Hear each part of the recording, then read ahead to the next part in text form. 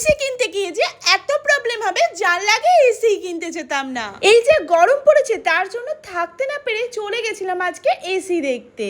যারা আমার মতো দোতলার ঘরে থাকে তারা জানে এই গরমে উপরে থাকতে কতটা কষ্ট হয়। তাই ভাবলাম যে আজ স্বপ্নটা পূরণ করেই নেওয়া যাক। দিনে দিনে যেভাবে গরম পড়ছে এসি আর কোনো বিলাসিতা নয়, এটা এখন নিডে পরিণত হয়েছে। তবে এসি কিনতে গিয়ে আমি তো টোটালি কনফিউজ। যারা আমার মতন প্রথমবার এসি কিনবে তাদেরকে জানিয়ে রাখি এসি নাকি দু রকম হয়, একটা ইনভার্টার একটা নন ইনভার্টার। ইনভার্টার এসি নিলে কারেন্ট কম পড়ে আর নন ইনভার্টারের মেইনটেনেন্সের অত সমস্যাই থাকে না। তবে আমি নন ইনভার্টার এসিটাই নিয়েছি। ডাইকিন, কেরিয়ার আর ভোল্টাস এই এসি গুলো নাকি ভীষণই ভালো, বাট আমার হাজবেন্ডের কথা মতন আমি ভোল্টাসের এসি নিয়েছি। তোমরা আমাকে অবশ্যই কমেন্টে জানিও যে তোমাদের বাড়ির এসিটা কি, নন ইনভার্টার না ইনভার্টার। এসিটা ডেলিভারি হওয়ার পর অবশ্যই তোমাদের সাথে শেয়ার করব।